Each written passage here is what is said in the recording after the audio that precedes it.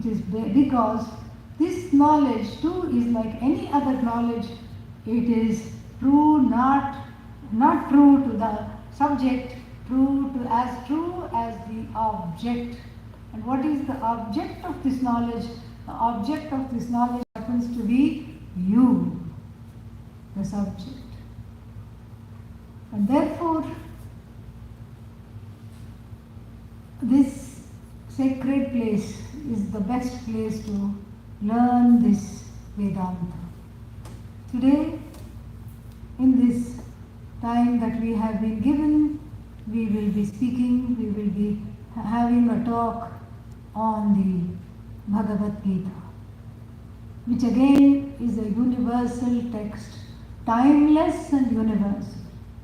Both we have to see, timeless. It is applicable for all times, all years, any time. You can't say, I belong to Gen Z. I don't even know what that is. What is Gen Z? Whatever it is, some generation. Bhagavad Gita does not apply to me. Why? Because I am Gen Z. I'm sorry to say, it does apply. It does apply to you. It applies to you.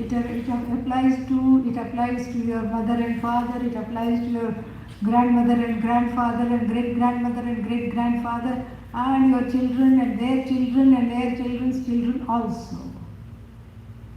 It is universal and it is timeless because it keys into a universal and timeless human emotion.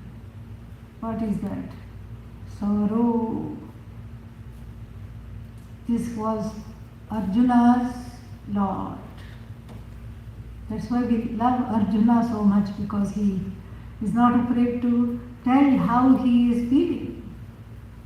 And the Bhagavad Gita opens the first whole chapter is dedicated to his feelings. And what is his feeling in the first chapter? Not too good. Not too good at all. In the beginning he has some aplomb. Lord Krishna becomes his charioteer. That's a whole different story. I'm not going to get into it right now. If we have time later, we can look into it. Lord Krishna has become his Sarathi, charioteer, Partha Sarathi. And he forgets that Bhagavan is driving me, Bhagavan is my driver. How can you forget that? But somehow he forgets that. सेनयोर उभयोर मध्ये रथम स्थापय मेच्युत हे Achyut hey you. It's like sitting in the chauffeur driven car and saying, home James, take me home. This is how he treats Lord Krishna. Home, take me here. Senayoho ubhayoho madhye, in between the two armies. Hey you, ratham sthapaya. Put my Ratha. What is Ratha? BMW. Okay? Put my chariot in between the two armies. Yavadetam nirikshyeham yodhukaman avasthitan kairmaya saha yodhavyam asmin ranasamudyame yodsamanan nirikshyeham ye ete atra samagataha. Who are these people gathered here? Let me give them a dirty look, because who are they fighting against? They don't know. Let me give a look and make them run away. Let me give a look and make them remember their mummies, even though they are full grown men. Let me give them a look and scare them. Let me see who dares to fight against one like me. This is a lot of ahankara talk. Ahankara means what? I notion, me. Here's the Lord sitting in front, and what is Arjuna doing? Forgetting all about that and saying, it's all me. Take me there. Lord Krishna could have objected, how dare you speak to me like that? And that would have been the end. No Bhagavad Gita for us. Shut up, fight. Yeah. Don't forget I'm doing you a favor here. He doesn't do that. Quietly he takes in between the two armies and then says, done. I sir, finished. I have put you said between the two armies, I have placed them. But Krishna is not Krishna without a little twist. And what is the twist here? He places between the two armies, all right, but he drags the chariot, inches the chariot towards where all the elders are standing. Bhishma, Drona, Pramukhataha, they are right there. Drona, teacher of Arjuna. Who should be with him? Who should be on the right side of Dharma? But all these fellows, these stalwarts, warriors, are all on the wrong side of Dharma. They are facing against Arjuna. Arjuna can't even look at them. He's so upset and very tortured. How to do this? How can I do this with them? How can I fight these people? Wherever he looked, he saw men in whose lap he had played as a small boy. Arjuna had played as a small boy in Matulaha. Matulaha means uncles,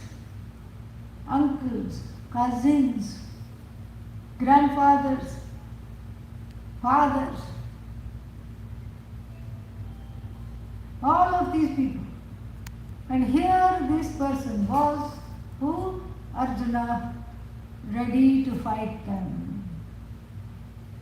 All his fears left him. All his aplomb and his false confidence left him. He was staring at naked fear. And he had the first panic attack recorded in history. I feel feverish, oh Krishna, oh Lord Krishna, I feel feverish. My hands are sweaty, the Gandiva bow is slipping from my hand. Why? Drishtvevam swajanam Krishna. Sidanti mama gatrani. Sidanti means shithilayate. My gatra is my body is getting atrophied. My limbs are all atrophied. I am paralyzed with fear. Mukham cha parishishyati. I forgot my water bottle. I am dehydrated. Standing here in the battlefield. And I am trembling like a leaf.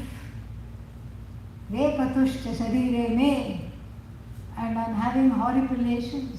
Hairs are standing on end. Roma harshascha jayate. Gandivam samsrate hasta tvakcha paridahyate. Feeling feverish, feeling sweaty, everything is gone. Lord Krishna could have said, just pop a Xanax. There is there. Yeah. Anti-anxiety. Just take that, you will be all right. We have to fight now. We can't have this, all these, what is that? Panic attacks. Take care of it. Do some deep breathing and then we'll be off from here. We cannot afford this. But since there was no Xanax in those times, we have Bhagavad Gita. Bhagavad Gita is natural, organic Xanax. Yes. And natural, organic Prozac. Alright, yeah. Prozac is what? For depression. Xanax is for fear. Okay, so we have both here in the Bhagavad Gita. And the best thing is, you don't need a prescription. Yes, over the counter. Yes, over the counter. Why? Because we have to name the disease that Arjuna was having. It is called Bhava Roga, the disease of becoming. The disease of becoming something or the other, somebody or the other, somewhere or the other, somehow or the other. And in this disease, this is called Bhava Roga, the Roga called the Samsara. So universal Roga. Everybody has it. Oh, it's like the pandemic? Yes. It's a Samsara pandemic. It was the first pandemic that humanity has had to face and which continues. Oh, but we are not practicing any measures. Yes, we are practicing measures. Why? Because we have given up a Sunday to come and listen to this. This is the antidote right here. The Bhagavad Gita is the antidote. This is just like, when, what is that? When there is COVID, you take something. Some other, what is that medicine? Yeah, another Lovid. Yeah, so Lovid for COVID and then for Bhavaroga, Bhagavad Gita. Bhagavad Gita for Bhavaroga. Bhavaroga Bhishak. So the Shastra is the Vaidya, doctor. So Lord Krishna being the embodiment of the Shastra is the Bhavaroga Bhishak Vaidya, the doctor of Bhavaroga. And so first, when a person is just having a mad bout, they are slapping themselves, they are going like this, their eyes are rolling all over, they are having a full-blown some kind of a madness attack. They say that you just go and slap them lightly to bring them out of this strange place of subjectivity to which they have retreated. So the second chapter starts with this kind of a slap. Kutastva kashmalamidam vishame samupasthitam anarya drishtam asvargyam akirtikaram arjuna klaivyam masmagamah partha nai etatvai upapadyate kshudram hridaya daurbalyam tyaktva uttishta parantapa. He calls him parantapa, param tapayati. You who drive fear in the hearts of all the people, you yourself are now what? Puk, puk, puk, puk, puk. You are afraid. You are having so much fear yourself. It's a sarcastic. He's trolling him by these names. And then he says, what are you doing? Where did all this rubbish come from? You are not the warrior this is not the warrior I know. This is not the Arjuna that everybody knows. Get up. I don't know what you think you are doing. We are not at a spa. This is the battlefield. Here there is no relaxing. You are not even supposed to be sitting in the chariot. Here you are supposed to be holding the bow and standing in the chariot. But what are you doing? You have slipped down and you are seated in the chariot. And then Arjuna speaks again. Some whining thoughts. Nah. Why I have to do this? I have Vairagya, he says. He doesn't say that, he shows that. Vairagya means total dispassion towards this war. Why do you have dispassion towards the war? Because I don't like to fight. Very easy. It's like people who go to Kashi, they go to Varanasi, it's a holy city in the north of India. And when you go to Kashi, you are supposed to give up something that you really love. People go there, give up Karela and come back. This is what it is. Karela is bitter gourd, nobody likes it anyway. So here this is convenient. I have Vairagya. Why? I have selective Vairagya towards this war. Why? Because I don't want to kill my people. My people, this is the problem. Right from the beginning it is Mamakara, Ahankara, Mamakara. Mamakara means minus, I-ness. So he whines because he can't do anything else. Nakankshya Vijayam Krishna. I don't want victory. You are saying to fight. If I fight, what will I get? Victory. Victory, shmictory. I don't want victory. And he has thought it out. Nakankshya Vijayam Krishna. What is the Vijaya for? Vijaya means victory. What is this victory for? Victory is for the kingdom. Narajyam. I don't want kingdom. What is the kingdom for? Kingdom if I have, so that is the recipe for happiness, because these people have usurped my kingdom, so I will get it back. He knows all this. He says, I don't want kingdom. Na sukhani cha. Kingdom is for happiness. I don't desire kingdom. I don't desire happiness.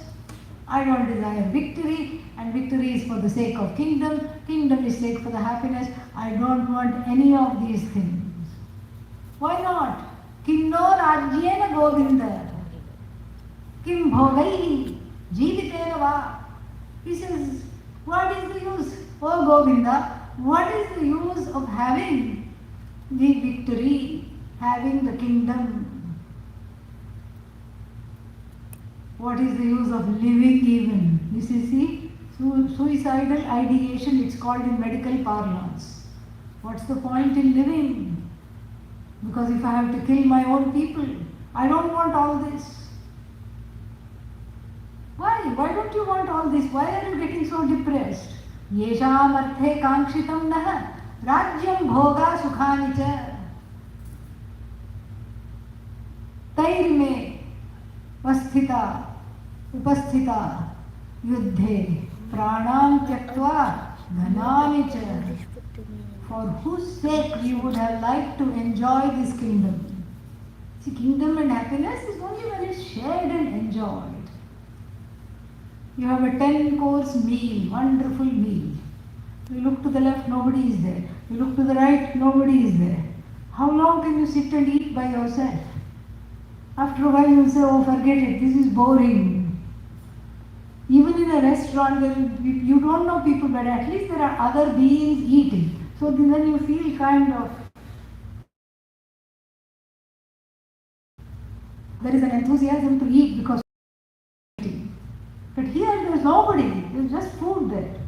Arjuna kind of feels like he is in front of a banquet and he wants his own people to enjoy with him. And since they are as good as dead, he says, if you come to this kind of a war, and he knows his own prowess, he is not being proud here, he is being realistic. In this kind of a war, they have pranan tyaktva upasthita sarve. All these people have come here after leaving their prana at home. Meaning, they are as good as dead. When they are, it's like a dead men walking, all these people on this side of my side, people on Duryodhana's side also. And he says, I don't want this kingdom because I want to enjoy it with Duryodhana. What? Are you out of your mind? Don't you know who this Duryodhana is? Don't you know he has tortured you and your brothers? He almost killed you many, many times. Duryodhana fits the role model of terrorist. First terrorist in history, Duryodhana. In fact, we don't use the word terrorist lightly. Atatayin is the Sanskrit word for terrorist. And if you want to be a terrorist, you should fulfill 6 criteria. And then only one can be called a terrorist. Agnidaha. Agnidaha means the one who is, engaged in arson. Check. Because he tried to burn the house. He put them in a wax house and tried to get Garadaha. Garadaha means yes, check, right? He tried to poison them. So one who tried to poison, one who tried to set fire, arson, the one who tried to drown somebody, yes, he did that also. And then the one who takes away other people's possessions, yes, he is living on a stolen land and stolen kingdom. The one who takes away by force somebody else's wife, yes, he disrobed Draupadi in public, tried to disrobe her and do all this. All these, there are 6 criteria, I forgot the other 2, but you understand, it's on the same lines. And that is a terrorist, and Duryodhana fit the bill totally. His brother Dushasana was also nothing to write home about. And then what? 100 such brothers. And one uncle. What was his name? Shakuni. Appa Shakuni. Bad luck it should be. Yeah. Shakuni means luck. Yeah. But he had bad luck he was. Bad news for everybody else. One scheming uncle, 100 no good brothers. And yet Arjuna is in a dysfunctional and toxic relationship with them because he cannot give them up. It's one thing to feel sorry for them, but it's another thing to say, if they die, I'll also die. That's a little bit extreme. Extreme feelings call for extreme measures, do they not? Yes. And here he is caught. Arjuna cannot leave the war. Why? Because he is the commander-in-chief. If he leaves, everybody will leave. Not even be fought. Duryodhana will be victorious and then will continue that reign of tyranny. Will continue. He can't leave. But he can't stand being there. He is so very upset. He cannot stand being there at all. What does he do? He has an idea. Ha. 911 sannyasa. Let me take. I can take sannyasa. This is a loophole in the Hindu tradition. Of course, it's not meant when the going gets tough, the tough get going. That is not what sannyasa is for. It is a false sannyasa. You feel like giving everything up. Why? Because nothing is going my way. This is called the Fox's sannyasa. Oh, fox also takes sannyasa? Yes. The grapes are sour. Sannyasa. It jumps, the little fox jumps, and the farmer is clever. And the farmer has put the grapevine out of reach. And it sees these luscious dangling grapes. Jumps, gets tired. Legs are paining, repetitive stress injury in the back. And then what does it do? It goes away. Who wants these grapes? They are sour. This is the kind of a temporary vairagya. Temporary vairagya comes for many reasons. Most of all because I don't want to do what I have to do. That's why there is vairagya in Arjuna's heart. And then he thinks of becoming a sannyasi. Goes on Amazon.com, ancientamazon.com, orders orange dhotis, and he thinks, I am just going to go from Kurukshetra to Haridwar one day, by walk, sit under a tree, grow a beard. Why should they grow a beard? Nobody recognizes me. He doesn't want somebody to come and say, hey you, weren't you the one who left the war? Gee, how dare you? How could you do this? Idiot. He doesn't want anybody to say that. Beard is a nice disguise, nobody knows. You become Swamiji, Babaji, some Ji, okay? And you are not Arjuna anymore. He wants the sannyasa to hide his displeasure, his growing displeasure with the war. Mind you, he is not a pacifist. Arjuna is not at all a pacifist, because otherwise he had 12 years before the war broke out, and he not only had 12 years, he had one more year incognito. And 12 years, where were they spent? Not in some, destinations. 12 years were spent where? In the forest. Who else is there in the forest? Sadhus. He could have gone to any sadhu and said, what? Please teach me. I don't want to fight this war. Please make it such that I don't have to fight this war. He could have said. Did he say that? No.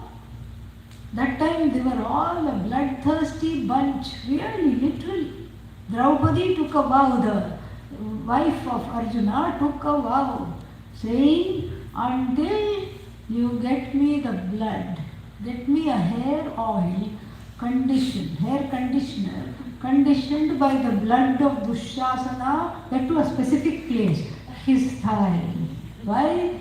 Because when that game of dice was on and Draupadi was lost in the game of dice, even though she should not have been pawned in the first place, she is not an object, she is a living being. Dushasana, what did he do? He called her and he touched his lap. Come and sit on my lap, he said. And that action insulted her so much, she said, I will stop combing my hair until I get the hair oil or hair conditioner anointed by Dushasana's blood taken from his thigh. This was their dinner time conversation for 12 years. This is how bloodthirsty they were. They were not a pacifists, but they were warriors.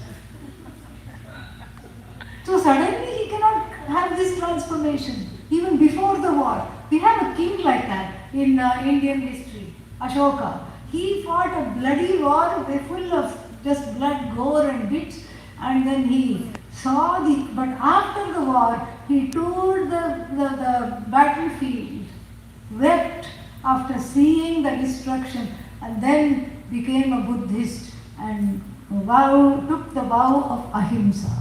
That is transformation. But here the war hasn't even begun. This fellow wants to run away. This is not correct. And he knows this is not correct. But he justifies it because we want to, when we are afraid of our choices, we justify them. And how does he justify it? Guru nahatva ki mahanubhavam shreyo bhoktum bhaikshamapi haloke hatvarthakaman cha guru nihaiva vunjiya bhogan rudhira pradigdhan. He says it's better to not eat this bloody, you eat the food from this bloody war, means the spoils of this war. To enjoy the spoils of this war, it's better to not do that, and instead it is better to what? It's better to live a life of alms. Who can live a life of alms? Only sannyasi or brahmachari, that's all. Arjuna is not a brahmachari. He is already a married man with children. So there's only one other option. Become a sannyasi. It starts to look good. When my life starts to look bad, sannyasa starts to look good. And then, as he's talking, he realizes that I am not able to understand this very well. I don't know this properly. I have to see how to be. I have to see what I have to do. And I don't know what to do. So then some kind of a wisdom dawns on him and he surrenders to Lord Krishna and says, please tell me what is wrong with me. Please tell me what to do. What is wrong with me? What should I do? He says, Nacha etad vidmaha kataranno gariyah. I don't know which is better. Yadva jayema yadivano jayeghu. I don't know whether it is better to be conquered by them or whether it is better to kill them and conquer the kingdom. I don't know. Either way is full of bloodshed. And then he says, Shishyasteham. I don't know which is better for me. Yashreyasya. That which is the most exalted option for me. The most exalted option is what is called Shreyas. This is another word for moksha. Shreyas. Moksha means freedom from some sorrow or the other, called samsara, this life of becoming. This freedom is an internal freedom. It's not an external freedom. Because even if you run away from everything and everybody that annoys you, you are left with a very important source of annoyance, which is what? Yourself. Wherever you go, there you are. So how to get out of that? So this Vedanta is an inside job, really. It's not something external at all. And so here he says, I don't know what is good for me. Yashreyasya nishchitam bruhi tanme. Please tell me this. Nishchitam. Definitely tell me this. Don't make me have a run around here and there. Shishyahate aham shadhimam tvam prapannam. I am your student.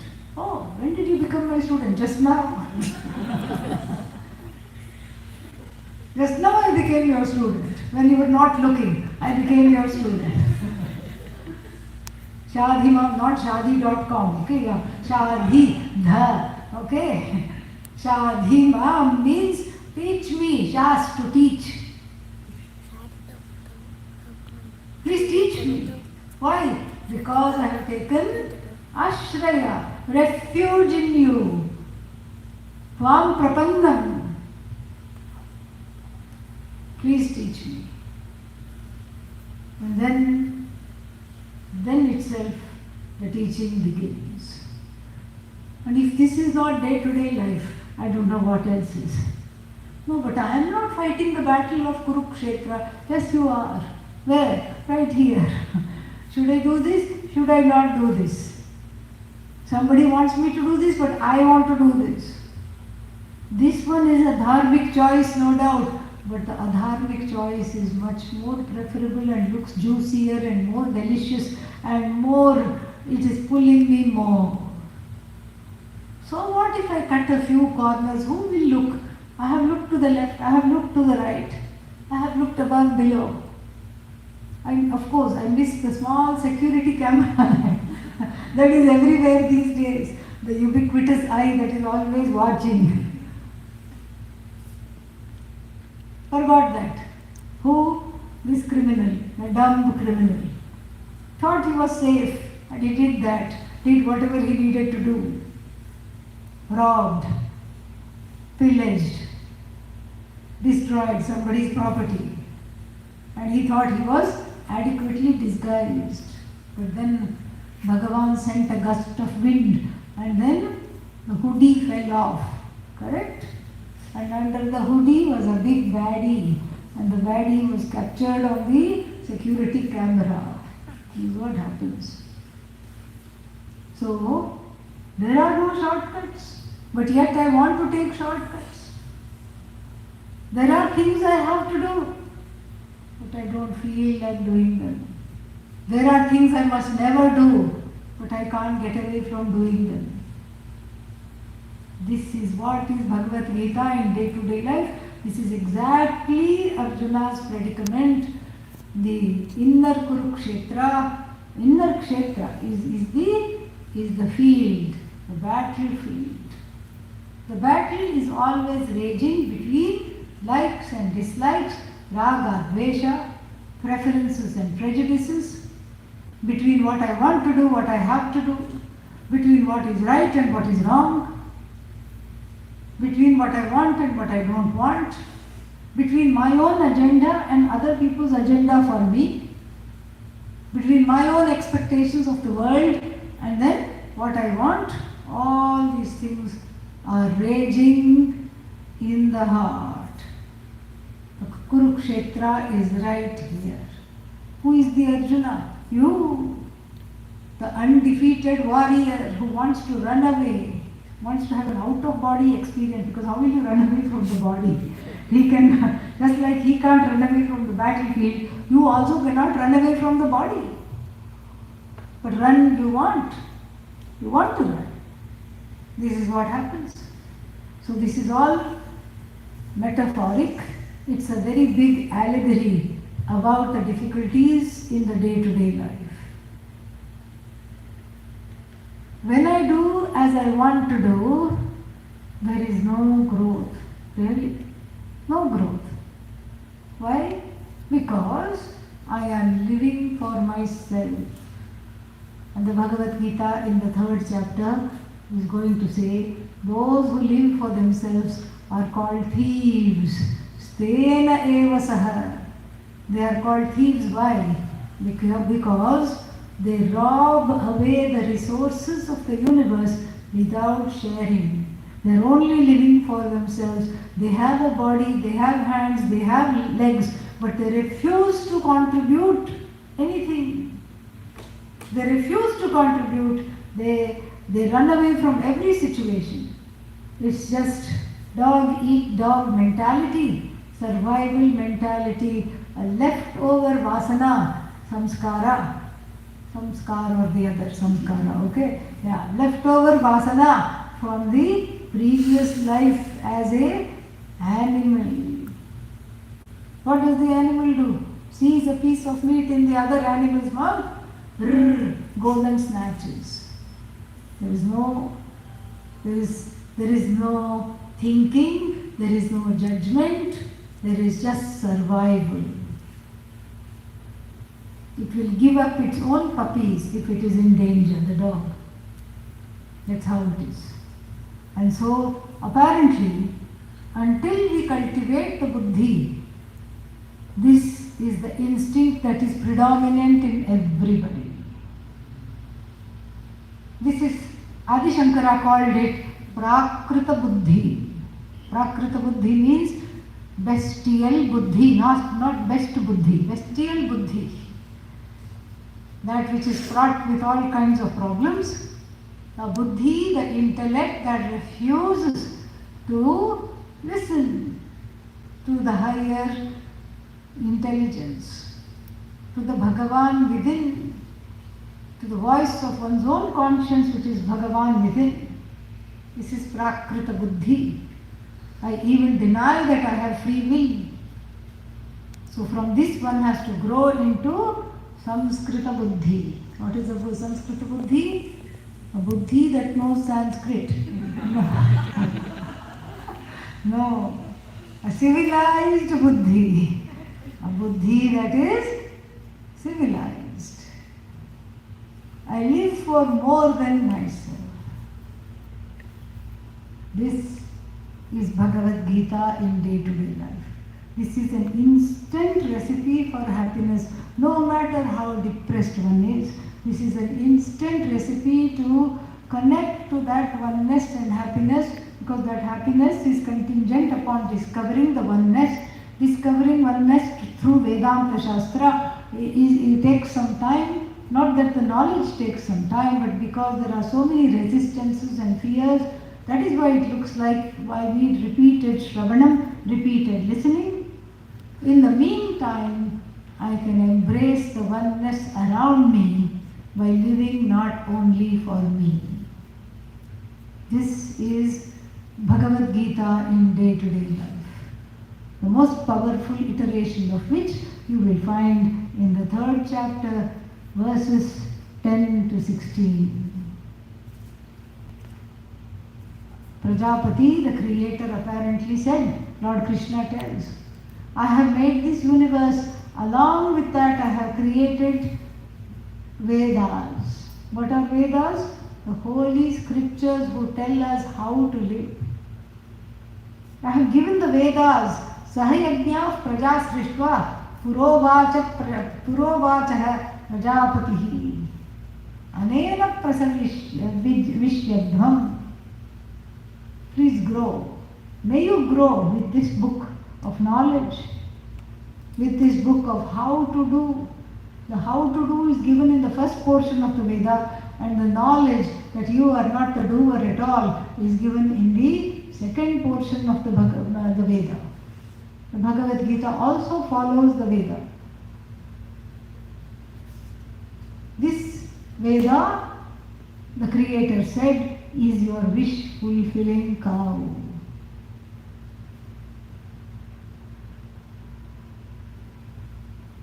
And then, what is the key here?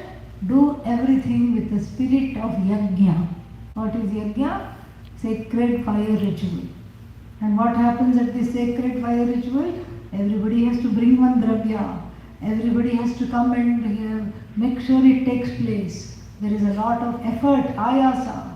You have to prepare for it. You have to everybody contributes. You have to bring lots of things. You can't suddenly sit there and start the yajna, start saying the mantras and say, oh, I forgot the ghee. You can't do that.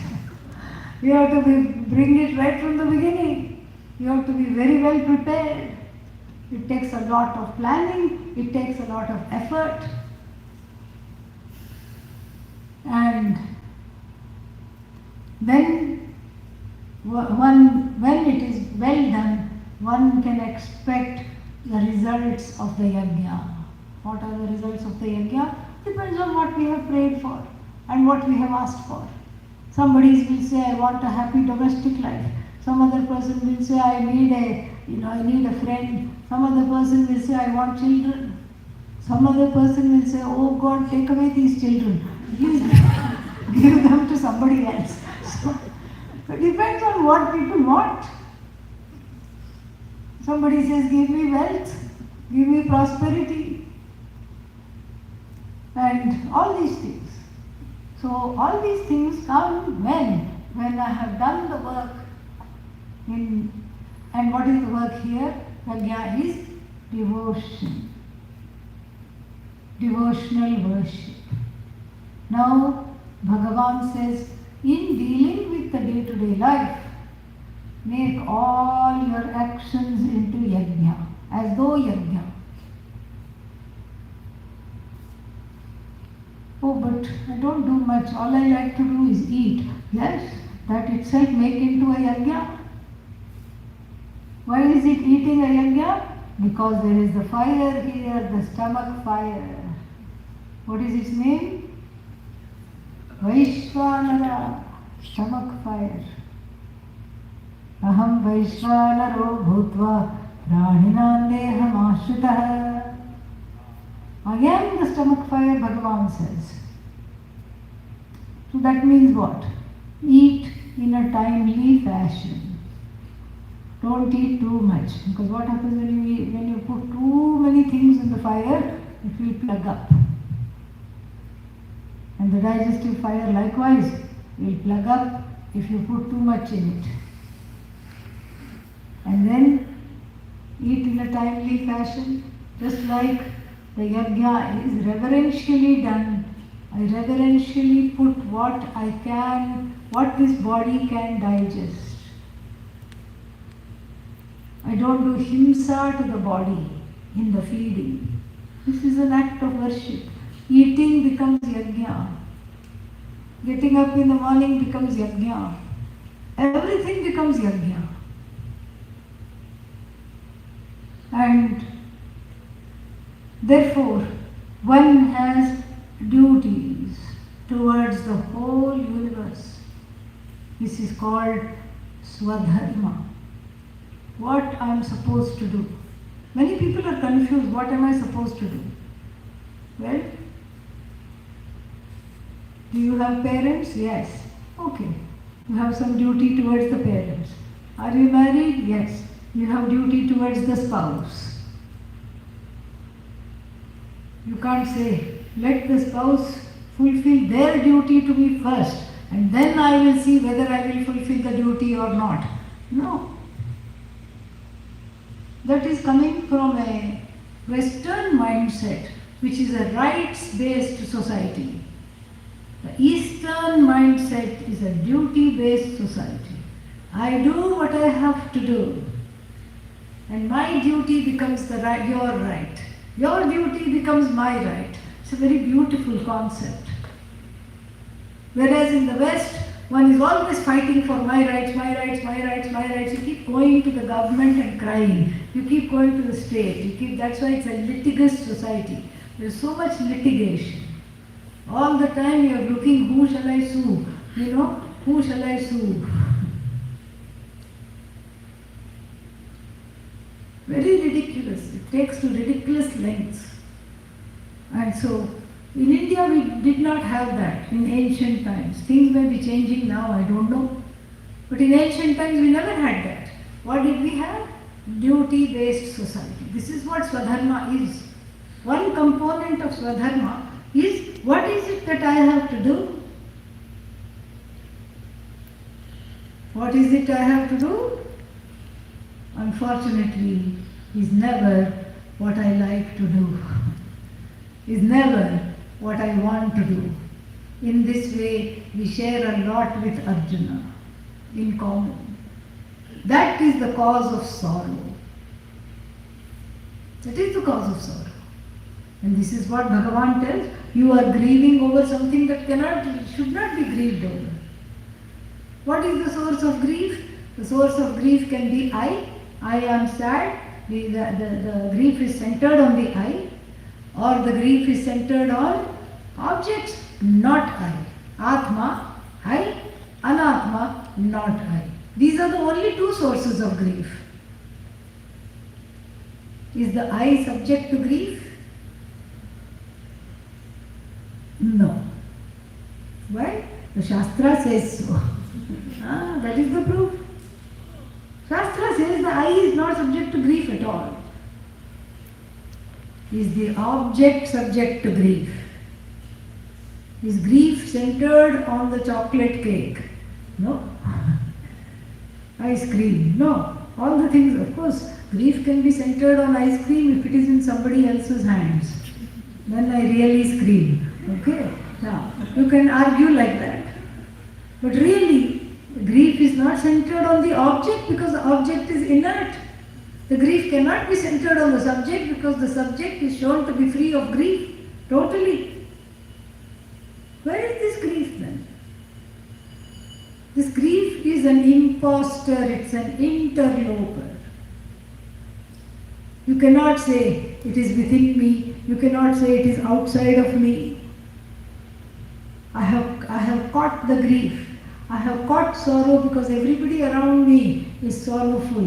People talk like this. I'll have to say, really? Everybody around you is sorrowful? Yeah.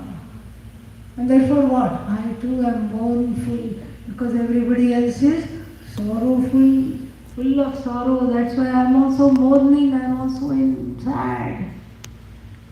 Think of this scenario. Let us say this fellow won a lottery, very big, mega million lottery. Very happy this person is, and they suddenly get ding, one notification. What? Somebody died. They were not that close to them, but somebody in the office passed away, and they have to go to the funeral. Funeral is full of sad people. Does that person become sad? No. They are trying to keep a straight face and not laugh and tell everybody. They want to tell everybody, I won this lottery. But out of decorum for the dear departed, they somehow school their face. When nobody is looking, they steal a smile. Again, they compose their face and try to look serious. So you cannot say, I caught grief just like I caught the flu. No, not possible. Grief cannot be extrinsic when grief cannot also be what? Intrinsic. If grief is intrinsic, then we should all be happy being sad because that's all we know. Sadness is my nature, I can't do anything about it. Svabhavasya na nivrittihi. Sadness is my nature, I cannot do anything about it, therefore what? I'll continue to grieve. And each one will congratulate the other. How sad we all have been this whole weekend, very sad, fantastic. Because that's all we know. That's exactly all we know. But we don't do that. Sadness is an impostor, sadness is an aberration, and so therefore, this is a very funny thing. Grief is neither intrinsic nor extrinsic. What is it then? It is an interloper. It is that which is here and that which is to which I have mistakenly claimed, which I have claimed as myself. This is what Arjuna is told.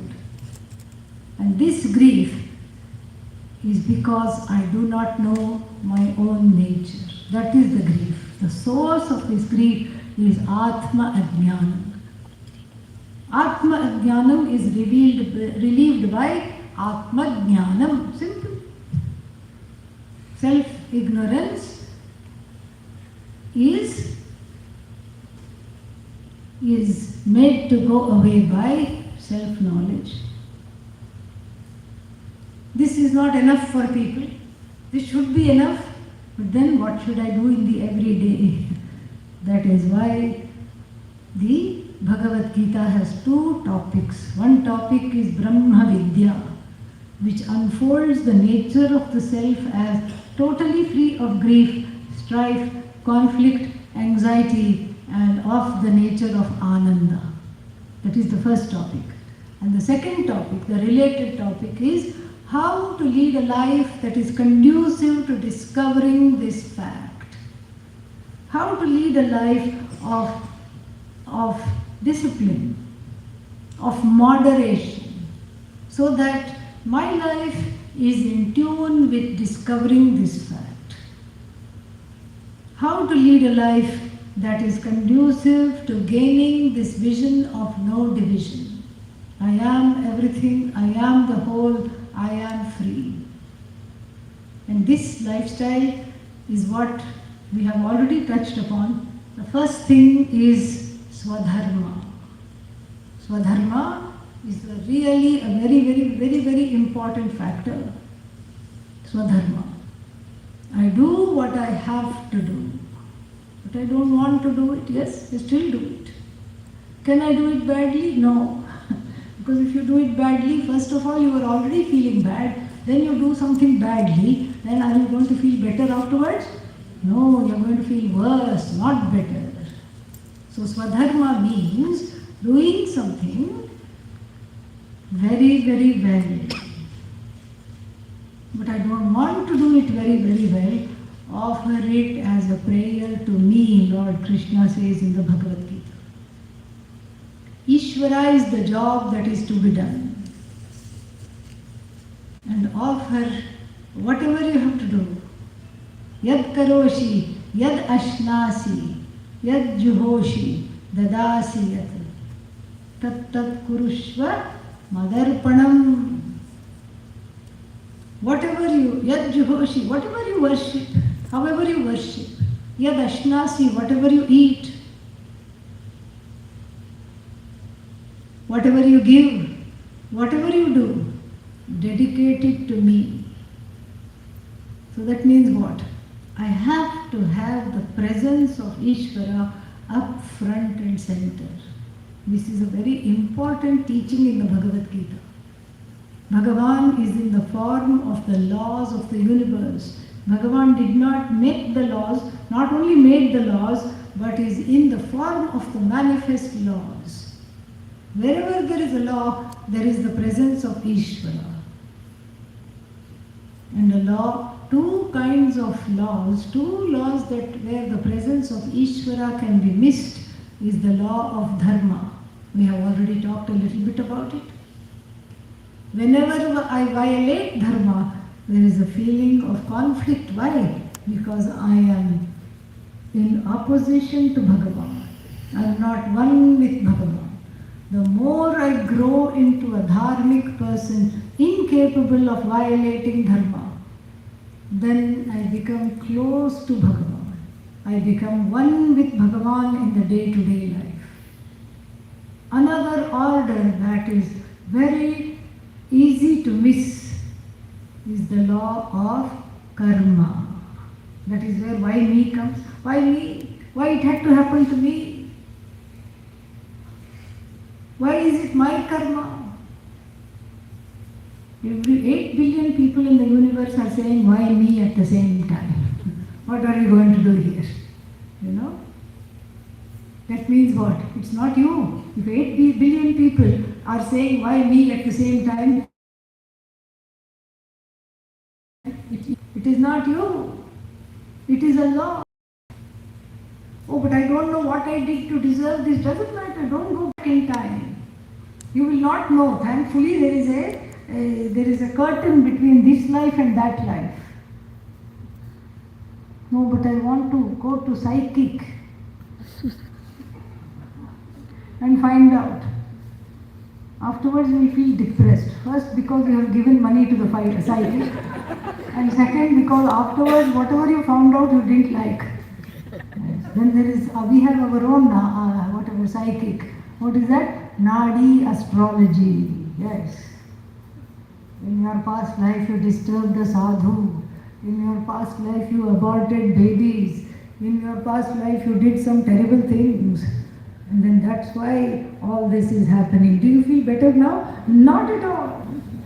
Yeah. Not at all. You don't feel better as a result of all this. So therefore what? Let the past be. Karma means doesn't matter what I did. What is important is I don't repeat the same mistake again.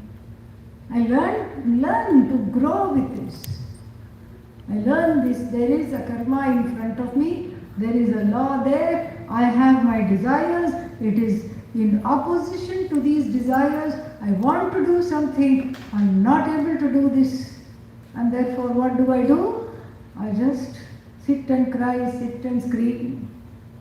After I've screamed at somebody, I feel better. For how long? 5 minutes. Yes. Then I have to look for somebody else to scream at. This is our lot. This is our lot. And that's a lot, really. How long to go like this? How long to go on like this? Somewhere the break in the impasse must be there. And therefore, the first thing to do, here we are getting into the realm of practical tips. Everybody loves this part. Okay? So, first thing to do is to stop living for one's own self. And sometimes people say, oh, but I've had so much trauma. I was not loved. How can I give love to anybody else? You can. Why? Because I didn't receive any love. That's not an excuse. What does the Shastra say? You are all love. You are the embodiment of love. Love is a dynamic form of Ananda. The dynamic form of Satchidananda is love. That's what you are. And if you are love, then it doesn't matter whether you received it or not. That is what one is palpably in touch with. That love is the love for oneness, that love is the love for everything. It encompasses and envelops everything. To discover that love, one must learn to embrace whatever there is, however one can reach out. Through reaching out actions, one becomes less and less solipsistic. Solipsistic means one who is a navel gazer. Means only is able to look at their own navel, nothing else. Self-centered. Here one reaches out. It doesn't always need to involve money. Sometimes all it takes is a smile, a few kind words. It doesn't cost anything to say, how are you? What is going on in your life? I haven't heard from you. Are you okay? That's all it takes. What a difference one can make. By small actions, mindfully done in the everyday. This is the first thing, is to get out of that, I am living for my own thing. And the second thing is to see the presence of Bhagavan in everything. In all my actions, I see the presence of Bhagavan. Even if I don't see the presence of Bhagavan, I invite Bhagavan to be the actor. You can say that. Please help me to do this properly. You do this. I am just an instrument. Make me your instrument. The Bible also says the same thing. Make me your instrument. Let there be more and more of you and less of me. More Bhagavan, more Bhagavati means less subjectivity, more objectivity, more reason, less anger. Let Bhagavan abide in me, as me. This is what I have to say. This is how I have to live. And then that means what? Everything I do, I dedicate dedicate to Bhagavan. Every action is dedicated to Bhagavan. Bhagavan is the proxy actor. And then what? The results of action come from where? Bhagavan. Bhagavan is the actor, and who is the producer of the results of action? Bhagavan. That's why we have the famous verse in the Bhagavad Gita which describes something which is so obvious, but it is obviously missed. Karmani eva adhikarahate ma phalesha kadachana. You have right over action, Arjuna, not over the results. You cannot manufacture the results. Between the action and the results, there is a big law of karma. Many a slip between cup and lip. I did this action, I helped somebody today, and tomorrow somebody should help me. It doesn't work like that. If you expect it like that, it's not going to work at all like that. It is in accordance to Bhagavan's law. When that help will come back to you, when that time it will come, when it is supposed to come, it may even be in the next life, one doesn't know. So the results of action we have to grow to receive them gracefully. Not rave and rant. Why did I get this? Well, you got this because of karma, the law of karma. Oh, but I don't like it. I don't want it. Okay, leave it. Okay, I left it. Oh, thank God. And then what? I got another one. How is that going? Next one is also just like the past one. Yes. People tell me this. My job is oppressive. My boss is oppressive. I am being used, I am being abused, I am being exploited. I want to look for something else. Go for it. Job number 2. How is it? This hand gesture. What does it mean? So and so. Not very nice. Why? Same boss, different body. That's all. Old wine in new bottle. That's all it is. Different body, same boss. And then this is exactly how the life is. You can change. But unless you grow, no change is going to help. You have to grow. There is a lot of growth. And we see this in the grandmother's life, in the grandfather's life in India. We don't see any grandma telling grandpa, I think we need to spend more time together. And I think we need to work on our relationship. Nowhere you will see. In fact, she does her own thing. He does his own thing. And sometimes at meal times they will meet, oh, you're still alive, oh good, okay. That's all it is. You haven't yet conked off, okay, good. That's all it is. A successful marriage is the one that is outgrown gracefully. That is what is the truth of this. Every relationship. In the beginning there is need, there is I have to have this, and then what? You slowly grow out of that. And this is how people coexisted in ancient India. That's how they could live in huge families without, we would say, how did all these 25 people, how did they live in the house without conflict? Because each one learned how to mind their own business. That's how. And when you mind your own business, then what other people are doing, you're not worried about it because you are working on yourself and you are growing. And what is the growth? The growth is from being a person who does as one likes to a person who likes whatever one has to do. This is what is Karma Yoga. Karma Yoga means growing into a person who likes everything that is there to be done. Whatever is to be done, I like to do. Why? Because it is not in my hands to do as I like. So I have to convert every action into prayer, and I have to receive the result of action as Bhagavat Prasada. When you come to the temple, Mother Sharada gives one day laddu. Ah, fantastic! Laddu. Laddu means ball of calories. And then next week you come because you got laddu last time. This time what? 1 teaspoon of water. You fight with the priest? Hey, what happened to my laddu? Who did you give it to? No laddu? Okay.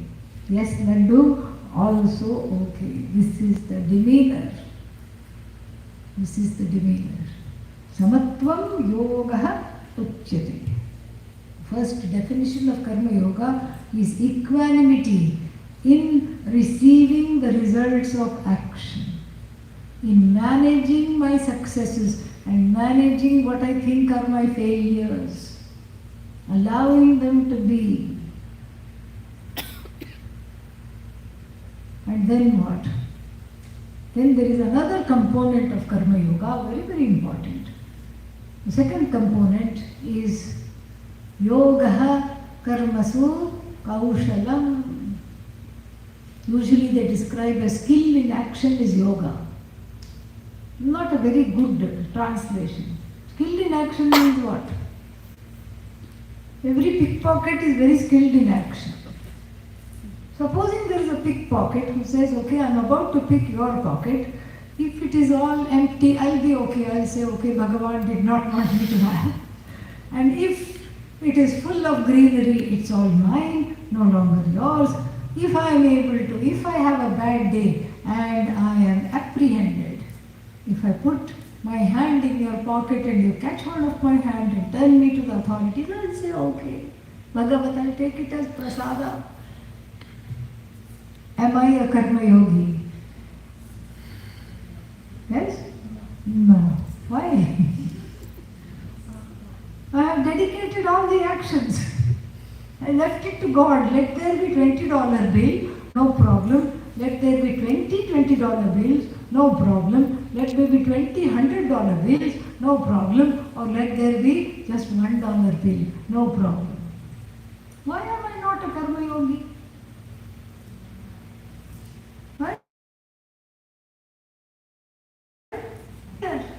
That is why I am not a karma yogi. Dharma has to be there. So skill in action is not skill in action. It's the skill in interpreting dharma in the vishesha, in the situations. The skill in interpreting samanya dharma, the dharma that is universal and unchanging to specific situations, that is skill in action. That's what makes one a karma yogi. That is the second thing. There is one more way in which to keep sorrow at bay. And that definition of karma yoga comes in the 6th chapter. And what is that? Tam vidyat dukkha samyoga viyoga yoga samgitam. Know that to be yoga, which is dissociation from association with sorrow. Well, what is this dissociation from association with sorrow? Exactly like that. Sorrow hangs on like a fog, never really goes. And since the mind has the tendency to linger on sad things all the time, since the mind has the tendency, therefore there is this teaching that don't let go, don't be around thoughts that are sorrowful. Dukkha samyoga viyoga, association with, you dissociate from association with sorrow. How do I associate with sorrow? Anything. The mind just has this downward effect, downward spiral. My teacher, Pujya Swamini Dayananda, would always say, give me any word and I'll make you unhappy in 2 minutes. You can try that now. Give me any word. Flower? Flower. Oh, you know what's happening in Colombia in the flower industry. Everybody is just, their hands are all full of chemicals. It is true actually. Yeah. There is a movie that was made about it. Your rose is my death. That is the title of the movie, something like that. Talks about silicosis in the lungs, the pesticides entering the lungs, just so that we can have beautiful flowers. Is everybody sad enough? This is what is the natural, it's not natural, it is some kind of an association with sorrow. You know, she doesn't even want to keep holding that.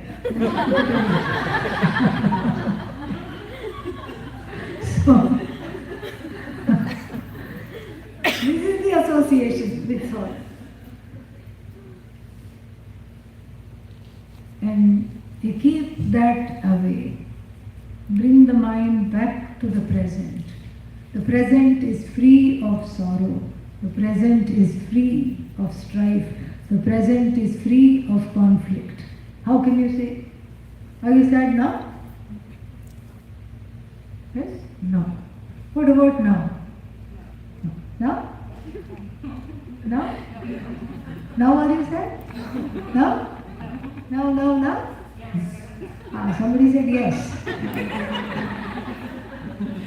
That was then. This is now. When you said yes, that moment is gone. This is now. Now is timeless. Now is you. Dukkha samyoga viyoga.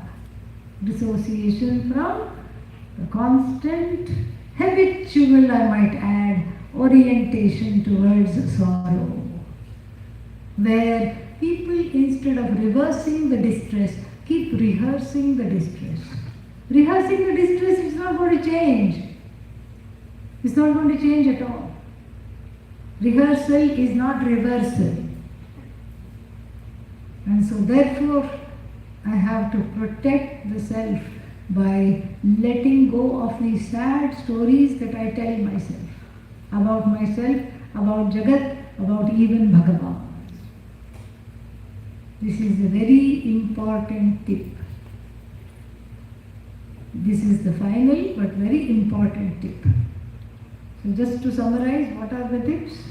To see everything as Bhagavan, to reach out, to make sure I am doing my duty, to grow into a person that likes to do whatever that needs to be done, to make sure that I manage my raga and dvesha in the face of what I consider success and failure, and to make sure that I learn to deal with everything with equanimity. I learn, in other words, what they are calling right now in trendy parlance, radical acceptance. I don't know what is radical about it. It's very ancient and it's a slow process, because in the beginning I cannot accept. So first I have to learn to accept my non-acceptance repeatedly, and then I come to a place of acceptance. Acceptance of what is, because our definition of Bhagavan is not a guy in the sky. Our definition of Bhagavan is what is. What is Bhagavan.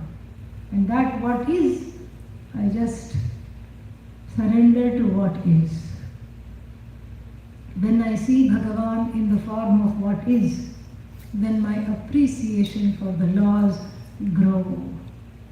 I become a calm, mature, and a very compassionate person. That is the growth that has to be initiated. The other kind of growth happens automatically.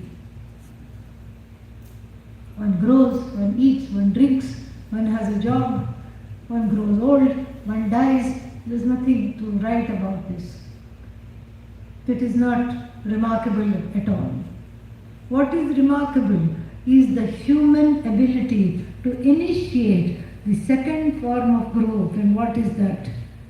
To be a human being that is more accommodative, more compassionate, more patient, more loving. I have to discover that in myself because that is possible. And that is the key to happiness. That is the key to Vedanta sticking in the heart.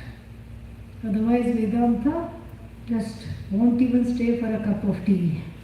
It will say, got to go. In some other antakarna that is better prepared, I have to go. I can't sit in your heart. Why? Because it is full of clutter. You haven't made room for me. There's too much of you. Where there is room for me, I will go. There is no room for me. To allow this knowledge to come and sit, a little housekeeping, cobweb cleaning in the form of raga, dvesha, anger, kama, krodha, moha, lobha, mada, matsarya, jealousy, anger, fear, all this has to be taken care of. That's the dusting, housekeeping, cleaning, and then when you make room, the knowledge of the self shines. Om Tat Sat. Om Purnamadav Purnamidam Purnat Purnamudachyate Purnasya Purnamadaya Purnamevavashishyate. Om Shanti Shanti Shanti. Hari Om Shri Gurubhyo Namaha. Hari Om. Any questions?